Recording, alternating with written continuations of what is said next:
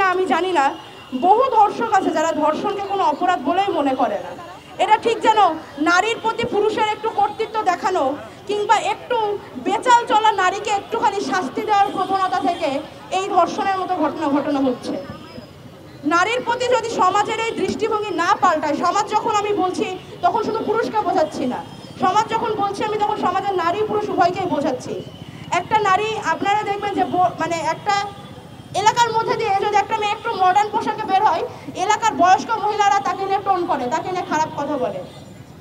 গতকালকের ঘটনা আমি জানি না আপনারা কেউ দেখেছেন কিনা, একটা মেয়ে বাসের মধ্যে ভীষণভাবে ম্যানস্প্রেডিং এর শিকার হচ্ছিল। সে যখন সেটা নিয়ে ছবি দিয়েছে, সবাই মানে বিভিন্ন বিখ্যাত পেজ তাকে such a whore, such a slut এই ধরনের শব্দ ব্যবহার করেছে তার নামের বিষয়ে। এখানে এই রাজু ভাস্করকে এখানে এই পাদদেশেই একসময় পোশাকের স্বাধীনতা একটা আন্দোলন হয়েছিল। সেই আন্দোলনটা কেন হয়েছিল, কি থেকে হয়েছিল কেউ জানতেই চাইলো না। সেখানে যে মেয়েগুলো ছিল তারা সেই 2021 থেকে স্লাট শেমিং এর মধ্যে দিয়ে যাচ্ছে। ধর্ষণ শুধুমাত্র মৌমিতার মতো করে হলেই যে ধর্ষণ হবে ব্যাপারটা এমন না। মৌমিতাকে এমনভাবে ধর্ষণ করা হয়েছে তার পেলভিসের হাড় ভেঙে গিয়েছে। এখানে অনেকজন পুরুষ উপস্থিত আছেন, কেউ কি উত্তর দিতে পারবেন যে পেলভিসের হাড় ভাঙার জন্য কতখানি জোর দেওয়া লাগে?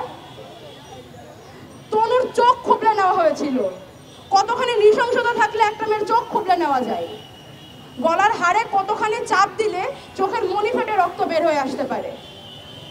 আমি মনে করি মৌমিতার সাথে আজকে যেটা হয়েছে এটা প্রমাণ করে দিচ্ছে, আমাদের চোখে আঙুল দিয়ে প্রমাণ করে দিচ্ছে যে নারীদের অবস্থানটা সমাজে কোথায় এসে গিয়েছে।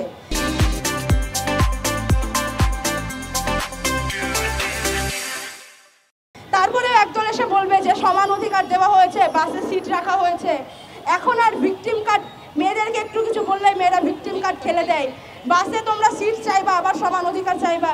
রিয়েলি ম্যান, এই যদি হয় চিন্তা ভাবনার অবস্থা, তাহলে মৌমিতা কেন? মৌমিতাকে যদি 4 টুকরা করে ভাসিয়েও দেওয়া হতো তারপরেও কোনো মেয়ে বিচার পাইতো না। আমি 2012 নির্ভয়া হত্যাকাণ্ডের কথা এখানে আমি একটু উল্লেখ করতে চাই। নির্ভয়াকে যখন ধর্ষণ করে খুন করা হয়, সে তাৎক্ষণিক মারা যায়নি, জীবন যুদ্ধে সে অনেকদিন লড়াই করে তারপরে মারা গিয়েছিল, তবুও সেটা আমরা খুনই বলবো। এই নির্ভয়ার জনিদারে লোহার রড ঢুকিয়ে দেওয়া হয়েছিল। কোন ধরনের মানসিকতা মানুষের মধ্যে তৈরি হলে আরেকটা মানুষের সাথে, সে নারী কিংবা পুরুষ, আরেকটা মানুষের সঙ্গে এই ধরনের কাজ করতে পারে? এখানে তো আসলে নারীদের ধর্ষণের কথা। আপনারা নিজেদের এরিয়াতে, নিজেদের পেরিফেরিতে, নিজেদের বন্ধুদের জিজ্ঞেস করবেন, ছোট ভাইদের জিজ্ঞেস করবেন, তারা জীবনে কতবার ব্যাড টাচের শিকার হয়েছে। একটা বাচ্চা ছেলেকে জিজ্ঞেস করে দেখবেন তারা জীবনে কতবার বলাৎকারের ভয়ের মধ্যে দিয়ে গিয়েছে। ধর্ষকের কাছ থেকে নারী, পুরুষ, শিশু, বৃদ্ধ কেউ নিরাপদ না। ধর্ষককে নারী হিসেবে, পুরুষ হিসেবে, ক্ষমতাসীন হিসেবে দেখা বন্ধ করে যতদিন না শুধুমাত্র ধর্ষক এবং অপরাধী হিসেবে দেখা শুরু হবে, ততদিন না ভারতে, না বাংলাদেশে, না ভিয়েতনামে, না চায়নায় কোনো জায়গায় ধর্ষণের বিচার হবে না। ধর্ষণের সর্বোচ্চ শাস্তি দেওয়া আছে মৃত্যুদণ্ড।